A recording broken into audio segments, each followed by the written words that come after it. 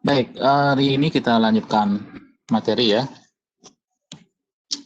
Jadi minggu lalu kalian UTS dan saya belum sempat periksa, yang mohon maaf, sabar dulu.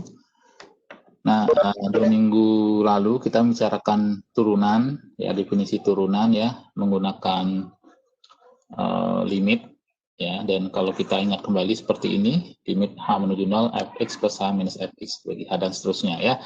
Ada beberapa contoh, kemudian ya, ini salah satu yang kita sudah bahas, jadi kita bisa lakukan ini dulu, kemudian hitung limit ketika H menuju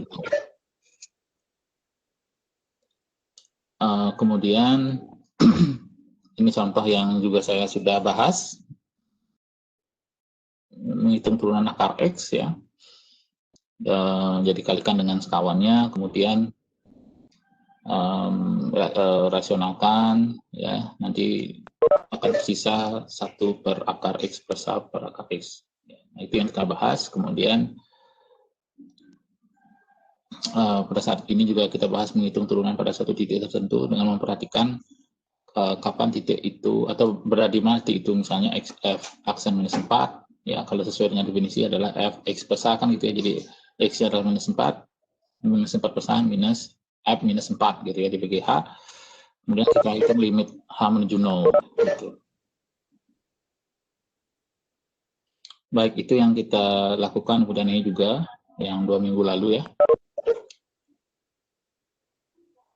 Nah, kemudian saya tidak akan membahas ini karena ini tidak termasuk dalam ini, menurut saya tidak saya fokuskan di sini, udah saya pangkas. Oke. Sekarang saya lanjutkan dengan materi keterdiferensialan dan kekontinuan ya.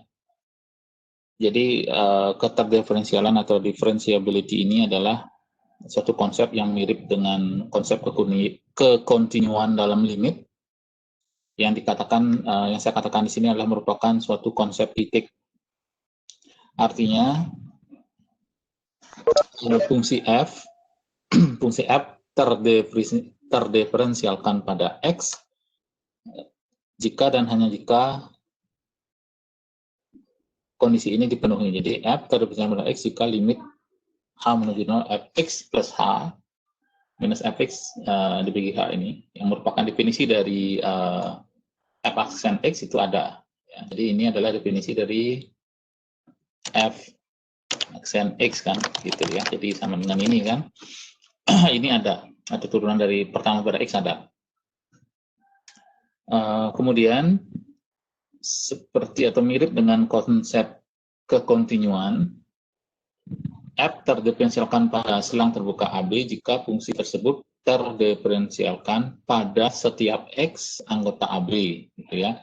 Misalnya fungsi fx sama dengan x kuadrat terdiferensialkan pada ini minus tak beringat sampai tak beringat, jadi tidak ada masalah ya. Kalau domainnya sendiri ini minus tak beringat sampai tak beringat, kemudian kalau kita hitung turunan ini ada dan tidak ada masalah gitu ya dengan semua ini. Jadi dia terdiferensialkan pada seluruh garis bilang real gitu. Jadi minus tak beringat sampai tak beringat. Nah, tetapi kalau fx akar dari x itu hanya terdiferensialkan pada selang terbuka 0, jadi 0 sampai tak beringat, atau ini ya 0 sampai tak beringat gitu. Kenapa? Karena x-nya sendiri kan tidak terdiferensialkan kalau x-nya lebih kecil dari 0 atau x yang negatif gitu ya, seperti ini. Nah, sehingga suatu fungsi dapat kontinu pada beberapa bilangan x tanpa terdiferensialkan pada bilangan tersebut gitu ya. Jadi suatu fungsi bisa saja kontinu pada bilangan x tanpa terdiferensialkan pada bilangan tersebut. Misalnya fungsi nilai mutlak fx sama dengan ini ya, harga mutlak x kontinu pada 0. Jadi dan dia kontinu di mana-mana, tetapi tidak terdiferensialkan pada 0. Kenapa? Jadi kalau kita hitung seperti ini ya. dia tidak terdiferensialkan pada 0. Kenapa? Jadi kalau kita masukkan ini, kita hitung turunan pada titik 0, jadi sama dengan F0 plus H kan, dikurangi F0 dibagi H, itu sama dengan di sini 0 plus H berarti harga mutlak H, minus harga mutlak 0 jadi 0, jadi harga mutlak H dibagi H. Nah ini kan tidak nilainya 1, gitu ya. Jadi ada 2 nilai, jadi kalau hanya positif, nilainya 1, kalau hanya negatif, ya nilainya minus 1. Kenapa? Di sini kalau hanya negatif kan di sini harga mutlak H tetap 1, tapi yang di bawahnya adalah nilai negatif gitu. Jadi dia nilainya minus 1. Gitu ya. Jadi kalau dihitung nilai limitnya, limit kiri kalau kita hitung ya dari turunan itu, dari turunan ini misalnya kita hitung sesuai dengan definisi limit H. Ini saya tulis di ini ya. Limit H menuju 0 dari kiri ya, dari kiri katakanlah begini ya, saya tulis pangkat negatif gini ya, 0 dari kiri maksudnya, dari F ini fx plus H minus fx, kemudian dibagi H ini ya, dibagi H, ini dibagi H, atau tepatnya ini. Jadi saya tidak bisa menulis dengan baik di sini kalau seperti ini. Mulanya dibagi H ya, jadi seperti ini karena saya tidak bisa menulis kayak gitu. Ini akan sama dengan minus 1. Ini yang dari kiri ya. Kemudian kalau yang dari kanan,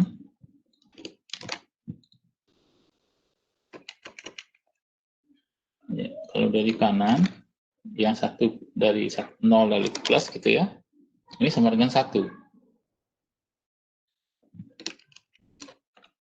Jadi karena limit kiri dan limit kanan tidak sama, berarti limitnya tidak ada pada titik 0 itu gitu ya. Jadi dengan demikian dia tidak terdiferensialkan, karena pengertian terdiferensialkan adalah limit ini ada. Gitu. Jadi saya kembali ke sini. Jadi jika limit ini ada, jadi f aksen x atau limit ini ada. Limit ini ada kalau limit kiri dan limit kanan itu ada gitu, dan sama nilainya. Jadi bukan hanya ada saja, jadi limit kiri dan limit kanan ada dan nilainya sama. Baik, jadi itu. Jadi setiap fungsi kontinu pada suatu fungsi atau suatu fungsi dapat kontinu pada beberapa bilangan x tanpa terdiferensialkan di bilangan tersebut. Jadi pada 0 ini dia tidak terdiferensialkan. Caranya menghitung dengan limit kiri dan limit kanan seperti ini. Terutama pada kasus kalau fungsi itu ada 2 nilai gitu ya, itu biasanya. Jadi kalau saya tulis kembali seperti ini, yang persisnya yang saya katakan tadi, limit H menuju 0 dari kiri, F0 plus H minus F0, ya, yang saya tulis tadi sama persis, jadi minus 1 dan 1. Sehingga limit H menuju 0, ini, F0 plus H dikurangi F0 dibagi H ini tidak ada. Jadi meskipun ada nilai limit kiri dan limit kanan gitu ya, jadi dikatakan limitnya tidak ada, karena nilainya tidak sama gitu ya. Ini. Nah, kemudian ada suatu teorema mengatakan jika f terdiferensialkan pada x, maka f kontinu pada x. Kalau tadi apa? F kontinu pada x, maka f tidak selalu terdiferensialkan. Kalau sekarang dibalik, maka ini berlaku. Ya, jadi jika f terdiferensialkan pada x, maka f kontinu pada x. Jadi kenapa dia berhubungan dengan ini? Karena tadi dia tidak memiliki limit di sini, jadi dia tidak kontinu gitu ya di sini. Pada kasus ini dia kontinu, tetapi tidak terdiferensialkan gitu ya. Oke, ini ada beberapa teorema turunan dan sebagian sudah saya yakin kalian tahu karena pada waktu sekolah menengah mungkin kalian menggunakan ini ya. Jadi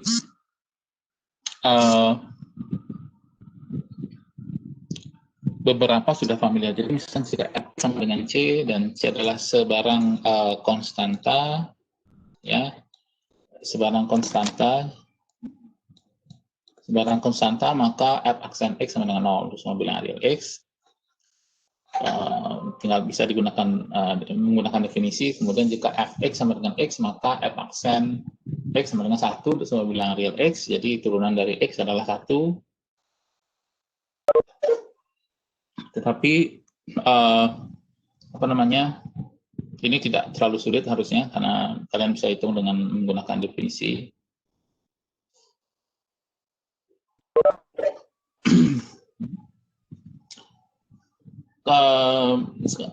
Misalkan alfa adalah sebuah bilangan real, jika f dan g terdiferensialkan pada x, maka f plus g dan alfa x, alfa kali f, itu terdiferensialkan pada x. Jadi kalau alfa suatu bilangan real, jika f dan g terdiferensialkan, jadi ingat dia memiliki turunan pada x ya, artinya, maka f plus g dan alfa f terdiferensialkan pada x.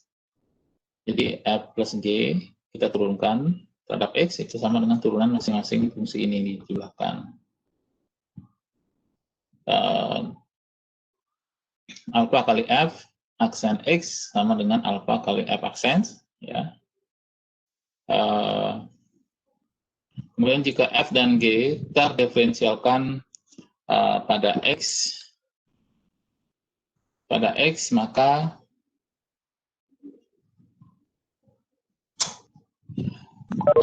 f g aksen itu akan sama dengan f x kali g aksen x plus g kali x aksen g kali gx kali f aksen. Jadi turunan ini aturan, kalau kalian mungkin mengenal dengan u v aksen gitu ya, u aksen p ditambah u v aksen gitu ya. Jadi seperti ini. Cuma di sini simbolnya fungsi ya. Kalau di sana waktu sekolah menengah mungkin menggunakan simbol uv gitu ya. U dibagi v turunannya apa seperti itu. Jadi sama sebenarnya. Hanya kita pelajari teorinya kenapa bisa begitu, kemudian dari mana gitu ya. Jika f dan g ya, jadi ini masing-masing penjumlahan dari masing-masing turunkan terhadap f dulu, kemudian jumlahkan terhadap f, kemudian turunkan terhadap g ya. Masing-masing fungsinya masih dikalikan dengan turunan tadi, dijumlahkan gitu. Nah, untuk pembagian salah satu syarat yang penting adalah G tidak sama dengan 0 ya. Definisi G tidak sama dengan 0, maka kita bisa melakukan sebagai aksen seperti ini ya, yang merupakan bentuk khusus dari ini sebenarnya ya.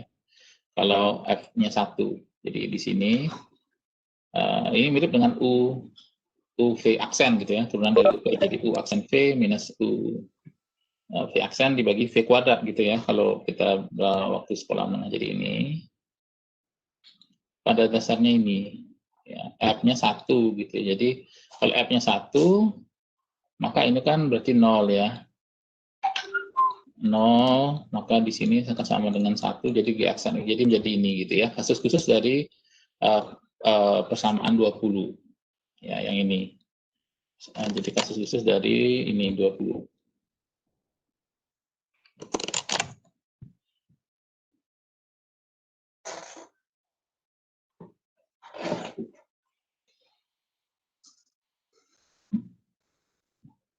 Oke, kemudian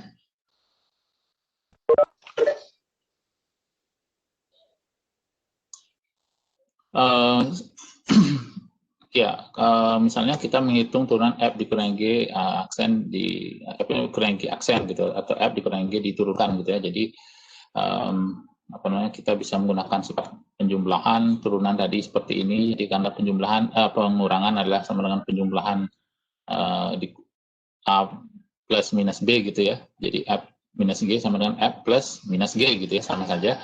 Jadi kita sudah belajar sifat itu. Jadi turunkan masing-masing untuk f minus g diturunkan f aksen x diturunkan g aksen gitu ya, turunkan g. Kemudian di sini saya berikan contoh polinomial fungsi px sama dengan x pangkat n untuk semua bilangan bulat n. Ya, untuk semua bilangan bulat n, yaitu p aksen x sama dengan jadi n kali x n minus 1 gitu ya. Jadi turunkan dari ini, kalian bisa buktikan ini dengan menggunakan definisi ya. Jadi menggunakan limit x plus apa namanya f aksen x, limit h menuju 0 fx plus h minus fx bagi h tadi ya. Jadi akan memperoleh hasil seperti ini. Nah, ini salah satu contoh dari turunan hasil bagi yang ini, maksudnya hasil bagi ya, seperti ini. Jadi G kali F aksen, F kali G aksen per G kuadrat. Jadi di sini pasti dikuadratkan yang penyebutnya, ini pembilangnya diturunkan dulu. Jadi di sini yang ini diturunkan jadi 6x kuadrat, turunannya adalah 12x, ya, turunannya ini. Kemudian turunan dari 4x pangkat 4 plus 5x adalah 4x pangkat 3 plus 5 gitu ya. Tinggal dikalikan, jadi turunan dari ini 12x kali x pangkat 4 plus 5x, kemudian dikurangi f g aksen, gitu, f g aksen, jadi f dikurangi 6x kuadrat kali 4x pangkat 3 plus 5 dibagi gx-nya, ini gx. Sehingga kalau kita ekspansikan dalam ini akan menjadi ini minus 12x pangkat 5 plus 4x pangkat 3 dan seterusnya sampai ini dibagi ini. Oke. Jadi mencari turunan ini dan ini dikurangi turunan yang tadi ya. Jadi menggunakan rumus ini. Ya, gx-nya. Jadi selalu yang di bawahnya akan menjadi kuadrat. Kemudian tadi dalam saat kita menghitung turunan, kita menggunakan notasi aksen ya, F aksen, kemudian turunan kedua, ketiga misalnya F double aksen di atasnya, F triple aksen ya, 3 seperti ini. Untuk turunan yang lebih tinggi biasanya tidak digunakan aksen, misalnya, tapi digunakan misalnya F dalam kurung N, misalnya 4 ya, jadi misalnya F begini ya, jadi F merupakan turunan keempat gitu ya, seterusnya. Nah, notasi lain yang lebih intuitif, lebih kena dengan konsep turunan pada beberapa variabel adalah notasi Leibniz. Jadi notasi yang kita bisa gunakan untuk menyatakan turunan seperti ini, dy dx, dy dt, atau dy dz misalnya. Jadi turunan y terhadap x, dy dx itu kemudian dy dt turunan y terhadap t, kemudian dy dz itu turunan y terhadap z. Dan ini tergantung apakah huruf x, y, atau z digunakan sebagai elemen dari domain y. Gitu ya. Nah, di sini misalnya y sama dengan x pangkat 3. Dengan notasi Leibniz kita bisa peroleh dy dx ya, yx bisa ditulis lengkap begini atau dy atau ditulis begini aja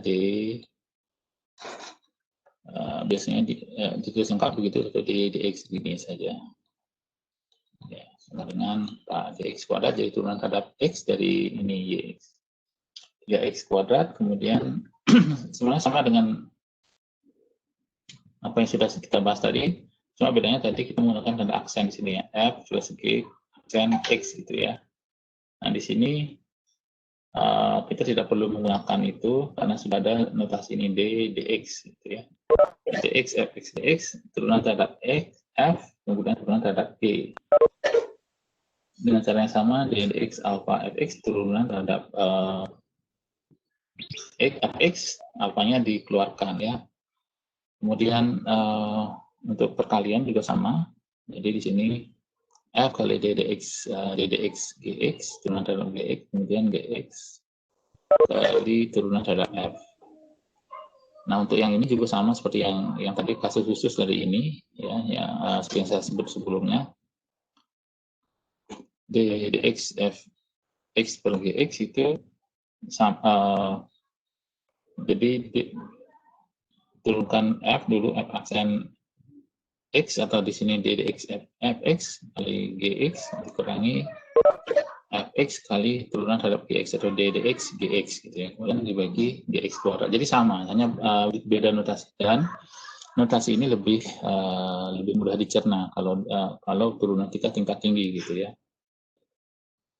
Nah, dengan sekarang kalau kita ganti F dan G dengan U dan V dan variabel X dibiarkan, jadi dx U tambah P itu sama dengan du dx plus dv dx gitu ya.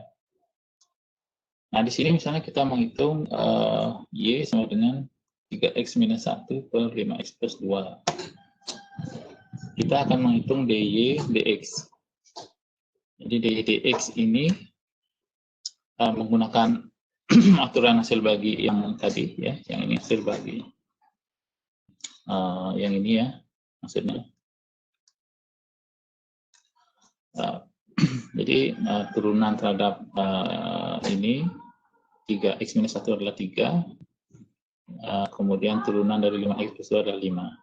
Jadi 3x minus 1 adalah 3 turunannya, kemudian 5x plus 2 kali ini dikurangi ini kali turunannya 5, aksen dari ini.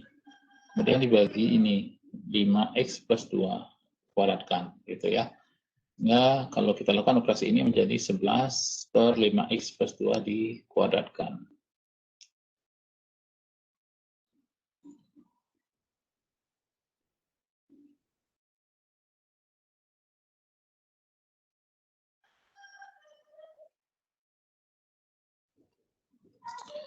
Oke. Nah, notasi di sini memberikan kelebihan untuk menyatakan turunan yang tingkat lebih tinggi, ya. Misalnya turunan tingkat 2 dan tingkat 3 bisa kita nyatakan sebagai D2 ya, di sini ya, D2Y dx kuadrat. Jadi ini misalkan turunan kedua pada X. Ini menyatakan turunan ketiga pada X, jadi D3Y dx pangkat 3 gitu ya, seperti itu. Jadi secara umum ditulis seperti ini. Ya, seperti ini. Jadi asalkan fungsi itu terdiferensialkan, itu catatannya.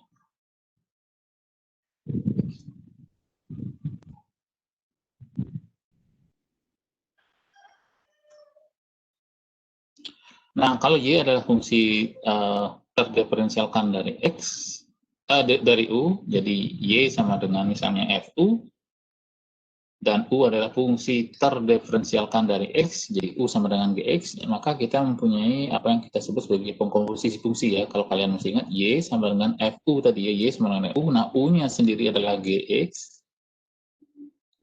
ya. Nah, maka FGX ini kalau kita nyatakan, ini adalah sama dengan komposisi FOG gitu ya, komposisi FG gitu, atau FOG lah katakan. Jadi, kita sekarang bisa menghitung DY terhadap X. Jadi DY DX sama dengan DY DU kali DU DX gitu ya. Jadi ini menyatakan turunan ini jangan dicoret begini ya. Jadi dia jangan begini, ini tidak benar. Jangan hilangkan nanti DU DU-nya. Jadi dia menyatakan turunan, tapi kita memang memiliki kesan seperti mencoret ya, tapi jangan nanti DU DU jadi habis ya, bukan begitu. Jadi di sini menyatakan memang ada kesan seperti mencoret. Ya, itu kelebihannya mungkin ya. Jadi DY DU kali DU DX. Jadi seperti kita mencari. Jadi seperti ini ya, akan kerjanya seperti itu. Jadi variabel yang satu, kemudian di ini di atas dan seterusnya.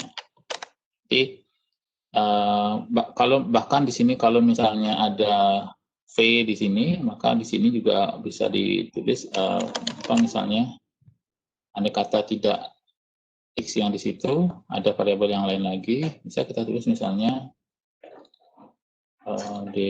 katakanlah dv ya, dv, kemudian di bawahnya dx gitu ya. Nah, di sini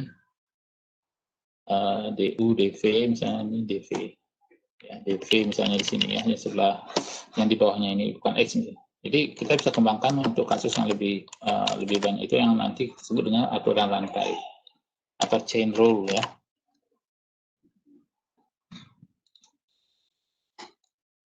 Ya, ini yang disebut dengan aturan rantai. Nah, sebagai contoh, kita bisa menghitung ini, Y sama dengan U minus 1 dan per U plus 1, dan U-nya adalah X kuadrat.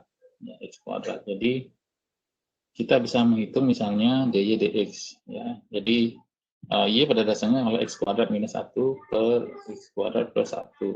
Jadi u-nya di situ adalah x kuadrat. Kita bisa menghitung dy dx seperti kita hitung dy du. Jadi ini kita hitung dulu. Jadi kita bisa hitung ini dulu. Jadi ini kita hitung dulu yang di sini. Nanti baru kita hitung ini di sini ya. Derivatifnya itu maksud saya ya di sini. Ini. Yang ini dulu diturunkan, di sini dihitung, dan ini dy du adalah turunan dari ini, jadi selalu gunakan aturan yang sebelumnya tadi, aturan hasil bagi ya. Kalau dy du adalah turunan dari ini, kemudian ini pasti ada pembagi u plus 1 kuadrat di bawahnya, turunan dari ini adalah 1, turunan dari ini juga 1, jadi 1 kali u plus 1, jadi u minus 1 kali 1 gitu ya. Jadi kalau kita lakukan ini akan menjadi 2 per u plus 1 kuadrat. Kemudian du dx adalah 2x. Sehingga dx adalah ini du kali du dx. Nah, du-nya adalah ini, du dx-nya 2x. Nah, sekarang di sini karena ini masih dalam u, kita tinggal ganti substitusi menjadi u-nya kita balikkan, ini ya sama dengan x kuadrat ya kan. Jadi x kuadrat ini masuk di sini. Jadi turunannya adalah 4x per x kuadrat plus 1 dikuadratkan. Gitu ya. Oke, ini ada beberapa contoh.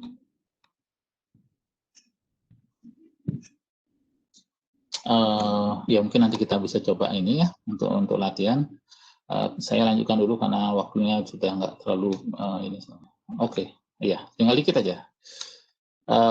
Ini contoh nanti kita bisa coba. Kemudian jika f adalah fungsi terdiferensialkan dari u dan u adalah fungsi terdiferensialkan dari x, maka menurut aturan rantai d dx dari fu sama dengan du fu du dx gitu ya, turunan dari u kemudian turunan u terhadap x gitu ya. Jadi implikasi dalam hal praktik dari rumus 33 adalah dun itu sama n kali un ini 1 kali d dx du dx gitu ya sebenarnya. Oke, jadi intinya kalau kita paham aturan rantai ini, maka kita bisa hitung turunan yang kompleks, yang kalau kita hitung dengan aturan besar mungkin agak panjang gitu ya, dan kesalahan perhitungan juga mungkin lebih besar kemungkinannya gitu ya, dibandingkan dengan menggunakan aturan rantai. Kalau dengan aturan rantai kita memecah menjadi turunan-turunan yang lebih kecil, kemudian pada akhirnya nanti kita gabung pada hasil akhirnya ya. Oke, nah misalnya ini, jadi contoh d dx dari x kuadrat minus 1 pangkat 10 dengan aturan rantai kita bisa hitung seperti ini ya. Tapi saya sarankan kita misalkan u sama dengan ini, jadi lebih gampang ya kalau tidak terjebak dengan ini. Misalnya u sama dengan ini, nah, berarti inilah turunan dari u pangkat 10, nanti du dx u kemudian du dx sama dengan berapa gitu ya, seperti ini. Kemudian jadi dy dx sama dengan misalnya du kali du dx gitu nanti ya, seperti ini. Jadi kita misalkan u atau yang lain. Tapi kalau sudah paham sih tidak masalah untuk segini langsung. Jadi d dx dari x kuadrat minus 1 pangkat 10 itu sama dengan 10 kali x kuadrat minus 1 pangkat 9 d dx x kuadrat minus 1 ya. Jadi 10 kali x kuadrat minus 1 pangkat 9 kali x, sehingga ini menjadi 20 harusnya, bukan 200. Ini sebelum saya perbaiki ya, 20 x kuadrat minus 1 pangkat 9. Nah, dengan aturan rantai kita bisa memperulas ke variabel sebanyak yang kita bisa ya. Jadi x misalnya tergantung pada s, kemudian s tergantung pada t, dan seterusnya ya. bisa kita lanjutkan lagi di sini. Jadi DY/DT misalnya kita hitung dia akan sama dengan seperti ini. Jadi makanya tadi saya menggambar seperti ini. Ya seperti ini kita kerjanya. Nah, jadi mirip atas gini ya. Jadi atau ada kesan seperti meniadakan U gini ya. Nah, ini tapi ini DS harusnya. Ya, oke, DS. Jadi mencoret begini. Oke. Jadi ini memudahkan kita karena kita gampang ya, kita bisa turunkan terus. Apabila kita suatu fungsi G terdiferensialkan pada X dan F terdiferensialkan pada G, maka komposisi fungsi F, komposisi G terdiferensialkan pada X. Jadi seperti F, oke, aksen, F aksen, G X, kali G aksen. Jadi turunan dari ini, komposisi fungsi ya. Seperti itu. Jadi sekali lagi kelebihan dari aturan lantai adalah kita bisa membuat menghitung turunan itu dapat kita perluas untuk banyak variabel gitu. Jadi misalnya U, V, D, apapun nama variabelnya kita bisa teruskan asalkan nanti pada ujungnya nanti akan yang kita ini terakhir adalah DY di lantai terakhir itu adalah ini T ya, DT gitu. Oke. Oke, kita coba saja ini mumpung masih ada waktu sedikit. Nah, hitung turunan ini. Coba kalian hitung Y sama dengan ini, kemudian ya nanti masukkan nilainya pada saat 0. Ya, Y-nya sama dengan 1 per U, 1 plus U kuadrat, dengan U-nya sama dengan 2X plus 1, kemudian Y-nya adalah U plus per U, ya, dengan U-nya 3X plus 1. Oke, nanti pada bagian akhir kalian masukkan nilai X sama dengan 0. Oke, silakan dicoba. Kalau sudah nanti kirim jawaban jawaban kalian via chat ya. Jadi biar bisa saya berikan komentar seperti biasa. Oke, silakan dicoba dulu.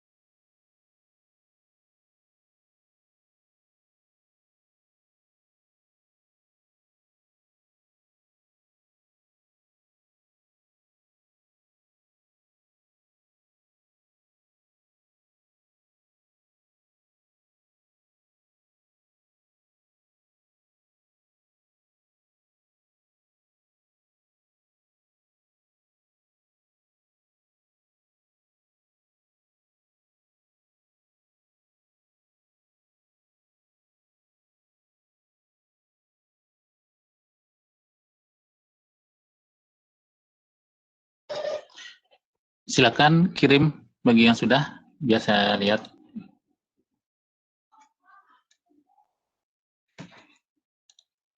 Dikoreksi.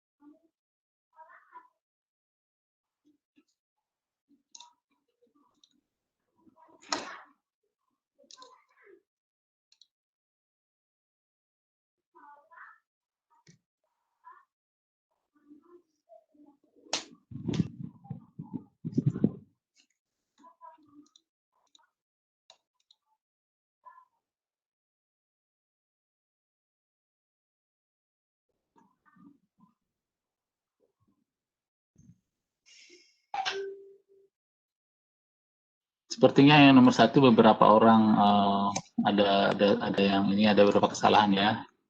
Nomor satu. Iya, nomor satu.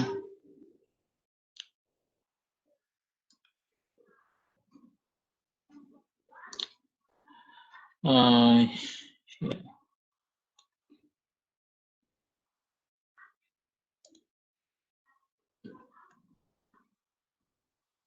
ya, kebanyakan nomor satu salah. Nomor dua juga ada yang ini, ada yang beberapa yang salah juga.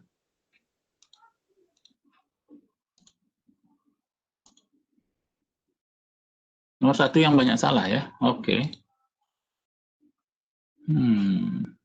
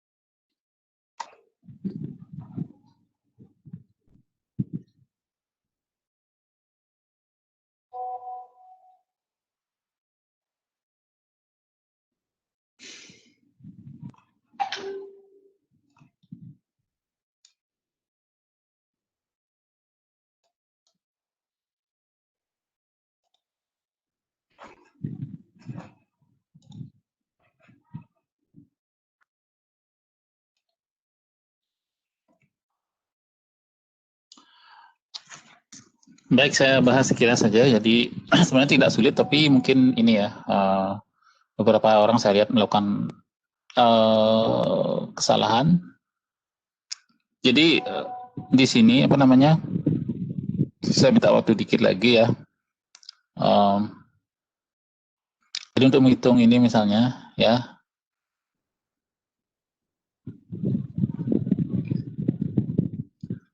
Y sama dengan seper U 1 plus U kuadrat dengan U-nya sama dengan ini ya, soal itu.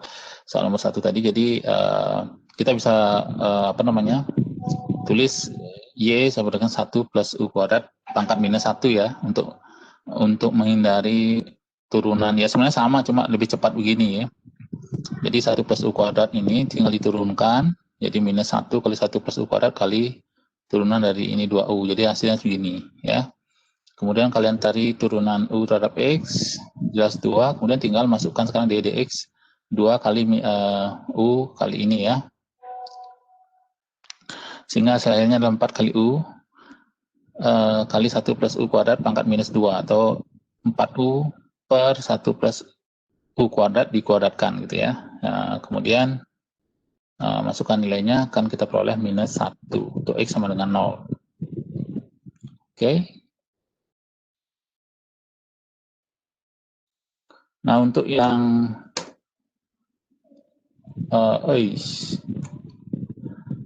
untuk yang berikutnya, yang ini, jadi Y sama dengan U plus seper U, kita bisa tulis U plus U pangkat minus 1 ya, dari turunan ini. Lebih mudah daripada kalian harus menyamakan lagi penyebut U kuadrat plus 1 dibagi U gitu ya. Jadi mencari turunannya jadi lebih panjang. Jadi kenapa tidak buat seperti ini aja? U plus U pangkat minus 1, jadi turunan terhadap U 1 minus U kuadrat. Ya, jauh lebih cepat dan mengurangi kesalahan juga. Kemudian turunan terhadap X, ddx dari ini, ya 4 kali X plus 4 kali 3X plus 1 pangkat 3, ya, kemudian masukkan perkalian dari ini ya, substitusi yang X-nya tadi, masukkan 0, jadi akan diperoleh 0. Oke, jadi saya rasa itu saja. Apakah ada pertanyaan sebelum saya akhiri?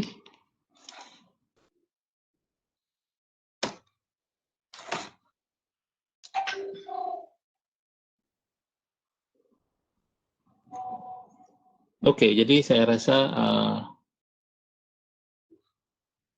tidak ada pertanyaan. Jadi kita akhiri perkuliahan hari ini dan saya ucapkan terima kasih. Ya, waktunya saya ambil lebih lagi dikit tadi ya. Terima kasih.